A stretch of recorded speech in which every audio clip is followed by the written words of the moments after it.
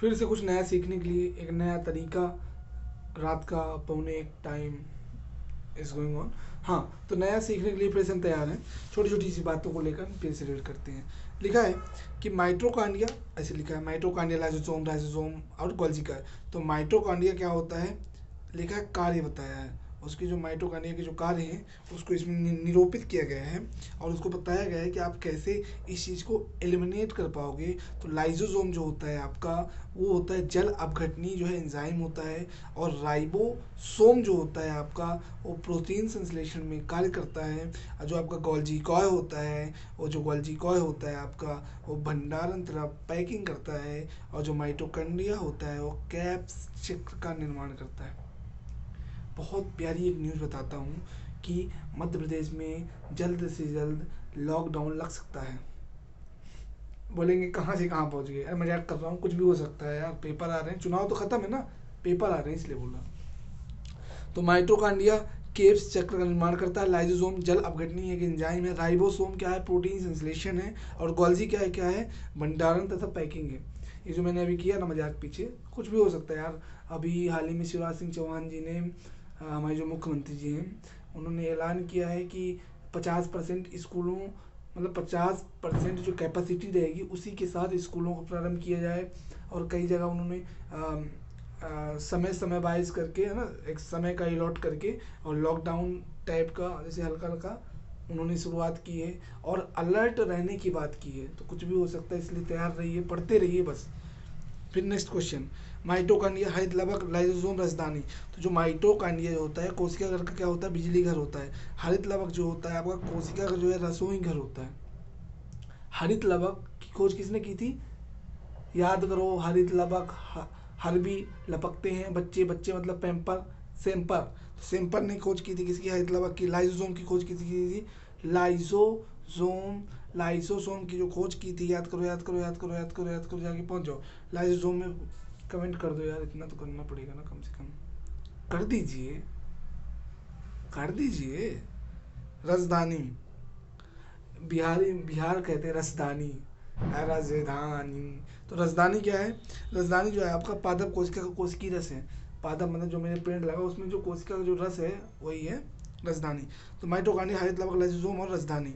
लेकिन हाँ भूलना मत, लाइसोसोम कमेंट करना है, किसने खोज की है, अभी पीछे पढ़ के आए हैं, मुझे याद है, आप बताओ। फिर मौका लगा तो नेक्स्ट वीडियो में अपन बात करेंगे। असूत्री कोशिका विभाजन होता है कोशिका में, किसमें, पूर्व केंद्र की कोशिका में। पूर्व केंद्रीय ये बताया था, और एक बताया था कौन सा, सुकेंद्र की। तो पूर्व केंद्रीय उसे कहते हैं प्रोकैरियोटिक, और सुकेंद्र की कहते हैं उसको यूकैरियोटिक। तो दोनों दोनों है। तो जो है असूत्री कोशिका विभाजन, सूत्री कोशिका विभाजन होता है, सूत्री मतलब जो मध्य बताए कोशिका विभाजन होता है उसमें होता है यूकैरियोटिक में, और इसमें जो प्रोकैरियोटिक में होता है असूत्री कोशिका विभाजन। नेक्स्ट क्वेश्चन, जो कोशिकाएं विभाजित नहीं हो रही हों वो किस अवस्था में हो सकती हैं, उसे कहते हैं G0 प्रवस्था। ये थोड़ा सा मेरे को भी लॉजिक समझ में नहीं आया क्या बोलना चाहता है ये। अच्छा अच्छा ठीक है ठीक है। जो कोशिकाएं विभाजित नहीं हो रही वो किस अवस्था में हो सकती हैं, तो मतलब प्रवस्था होती है इनकी भी, आप उसके जब अध्ययन करोगे अंदर 3 से 4 व्यवस्थाएं होती है। G1 व्यवस्था होती है, G2 व्यवस्था होती है, S व्यवस्था होती है और G0 व्यवस्था। तो G0, जी सफिक्स 0 व्यवस्था जो होती है, ये होता है, निरूपित करता है कि कोशिकाएं जो है विभाजित नहीं हो रही हूँ। G1 व्यवस्था क्या कहता है, तो G1 जो व्यवस्था है वो कहता है कि कोशिका उपापचयी दृष्टि से निष्क्रिय हो गई। जो कोशिका है ये पचय की दृष्टि से निष्क्रिय हो गई। G1 व्यवस्था में संश्लेषित होते हैं, ये जीवन व्यवस्था है, इसमें जो संश्लेषित होते हैं इसको समझना पड़ेगा आपको, प्रोटीन और आरएनए। ये जो जीवन व्यवस्था में आ सकता है क्वेश्चन कि जीवन व्यवस्था में बताइए कौन होता है, डीएनए आरएनए की, डीएनए और प्रोटीन। तो आरएनए और प्रोटीन, आरएनए और प्रोटीन। कोशिका चक्र में G2 व्यवस्था क्या होती है, विभाजन की तैयारी। तो एक छोटे छोटे कॉन्सेप्ट को समझना पड़ेगा। G0 हमने क्या पढ़ा है कि कोशिका विभाजन हो ही नहीं रही। G1 हम पढ़ेंगे, G1 हम क्या पढ़ेंगे कि जो जीवन है उसमें प्रोटीन और आरएनए का संश्लेषण होगा। और कोशिका में फिर हम पढ़ेंगे G2 व्यवस्था पढ़ेंगे, तो उसमें विभाजन की तैयारी चलेगी। डीएनए और हिस्टोन प्रोटीन कोशिका चक्र की किस व्यवस्था में पाए जाते हैं, ठीक है ना, यस व्यवस्था में, किस में, यस व्यवस्था में। तो डीएनए और हिस्टोन प्रोटीन। अभी हमने आरएनए और प्रोटीन पढ़ा है जो उसमें पाए जाते हैं, किसमें, G2 में पाए जाते हैं, किसमें, G1 सॉरी, G2 तो वो है ना, विभाजन शुरू हो गया। G1 में प्रोटीन और आरएनए और डीएनए और हिस्टोन प्रोटीन यस प्रवस्था में। चार व्यवस्थाएं मैंने बताई, G0, G1, G2 और यस प्रवस्था, चारों में अलग अलग है। मतलब डीएनए और हिस्टोन प्रोटीन किसमें है, इसमें यस में, यस प्रवस्था में। G0 में बताया था ना, याद करो, G0 में आपका क्या है, G0 में आपका है जो कोशिका विभाजित नहीं हो रही। G2 विभाजन शुरू होगा, लेकिन G1 में आरएनए और प्रोटीन।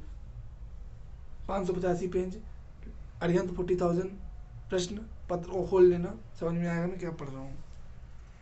इतना क्लियर हो गया। जंतुओं में सूत्री विभाजन, जंतु मतलब मेरे जो टॉमी कुत्ता है उसमें जंतुओं में जो है सूत्री विभाजन की खोज किसने की थी, इसको समझना पड़ेगा।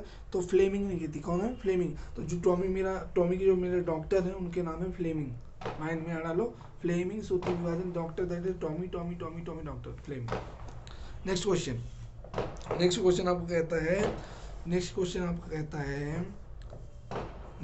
है निम्नलिखित सूत्री विभाजन होता है प्याज के मूलाग्र में। किसमें होता है, प्याज के मूलाग्र में। जो प्याज आप जब छीलोगे उसका साफ करोगे तो जो झिल्ली होती है, झिल्ली के जो अंदर का पदार्थ होता है वो मूलाग्र कहते हैं। तो प्याज के मूलाग्र में सूत्री विभाजन होता है। कोशिका विभाजन की प्रथम अवस्था है पूर्वावस्था। सूत्री विभाजन में गुणसूत्र बिंदु का विभाजन होता है मध्यावस्था में। तो जब कोशिका में जो है गुणसूत्र जब विभाजित होते हैं, तो जब विभाजित होते हैं तो क्या होता है पता है, तो कहाँ, किस अवस्था में। आज जैसे ऑप्शन क्या दिया है, पूर्वा, पश्चा, अंत्या। पूर्वा मतलब पूर्व वाले में, पश्च मतलब बाद वाले में कि मध्य वाले में, तो मध्य वाले में आपको उसके विभाजन होता है। फिर आपका क्वेश्चन, नेक्स्ट क्वेश्चन है 28 कौन, ये क्षतिग्रस्त ऊतक की वृद्धि और मरम्मत में क्या शामिल है, कोशिका सूत्री विभाजन। क्षतिग्रस्त ऊतक की जो वृद्धि और मरम्मत में क्या शामिल है, केवल सूत्री कोशिका विभाजन। समसूत्री विभाजन में सबसे छोटी अवस्था है कि मध्यावस्था। प्राणी के जीवन इतिहास में समसूत्री विभाजन का कार्य निम्न है। तो आप जान लो कि एक कोश की जीवों में प्रजनन, बहुकोश की जीवों में वृद्धि और क्षतिग्रस्त ऊतकों में वृद्धि। तो अगर समसूत्री विभाजन की आप बात करोगे तो उनकी एक प्रणाली होती है कि आप पैदा हुए, प्रजनन हुआ आपका, फिर आपने वृद्धि की, वृद्धि के बाद अगर टूट रहे हैं तो उसकी मरम्मत हुई। तो एक पूरा चक्र होता है, एक सिस्टम का चक्र होता है, उसके बारे में बात करना चाहता है। क्लियर हो गया, थैंक गॉड क्लियर हो गया। गुणसूत्र की रचना किस अवस्था में साफ दिखाई देगी, आपको गुणसूत्र जो होगी उसकी रचना की जो है ना, इसको समझना पड़ेगा, इसको आपको समझना पड़ेगा, मेरे को नहीं। क्या क्वेश्चन है, गुणसूत्र की रचना किस अवस्था में साफ दिखाई देगी, मध्य अवस्था में। ये मैं थोड़ा सा ऐसे कर देता हूँ, आप अगर समझ पा रहे हो तो ब्लैक करता हूँ, इसलिए टाइम लग जाता है। तो मैं जैसे जब मेरे से कोई क्वेश्चन लगा कि यार ये तो मुझे समझ के भी बाहर है, तो बहुत सा बड़ा सा काला काला कर देता हूँ कि जब नेक्स्ट टाइम नजर पड़ेगी अच्छा ये वाला मेरे से नहीं बना था। नेक्स्ट क्वेश्चन, समसूत्री विभाजन के दौरान घटित होने वाली निम्न घटनाओं को क्रमशः व्यवस्थित कीजिए। तो अब कैसे कैसे होता है वो समझना पड़ेगा। तो पहले होती है अंतरावस्था, फिर उसके बाद होती है पूर्वावस्था, उसके बाद होती है मध्यावस्था, उसके बाद होती है आपकी पश्चावस्था, फिर होती है आपकी अंत्यावस्था। तो अंतरा अलग है, अंतरा मतलब अंधा, अंता मतलब बाहर वाला। माइटोसिस द्वारा कोशिकाओं की संख्या, माइटोसिस द्वारा कोशिकाओं की संख्या बढ़ जाती है जिसमें वृद्धि प्रक्रिया में सहायता मिलती है।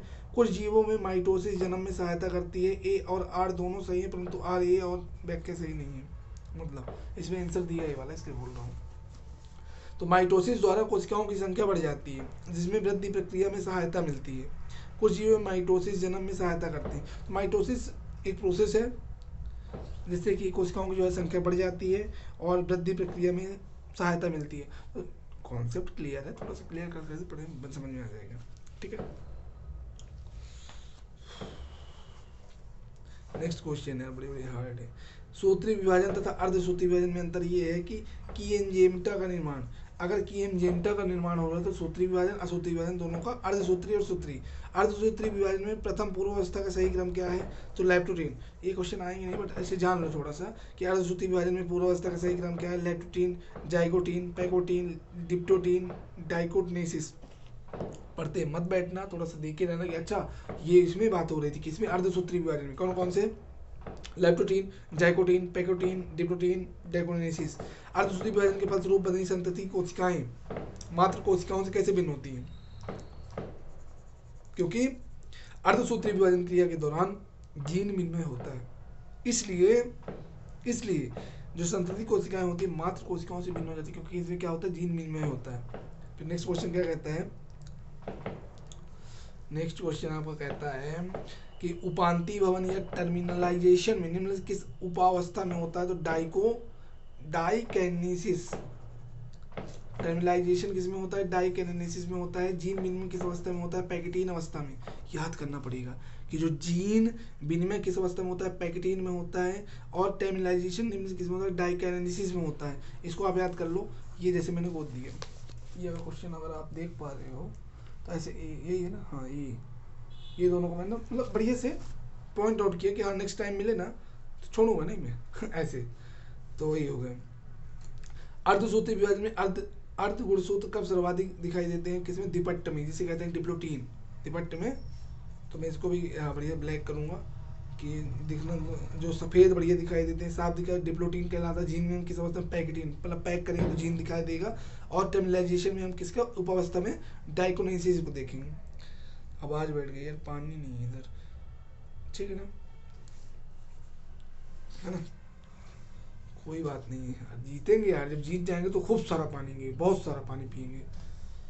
अर्धसूत्री विभाजन में सबसे लंबी व्यवस्था है पूर्व अवस्था की, सही बात है ना, जब स्टार्ट ही नहीं हो तो पूर्व अवस्था, जो पूर्व अवस्था होती है सबसे लंबी होती है।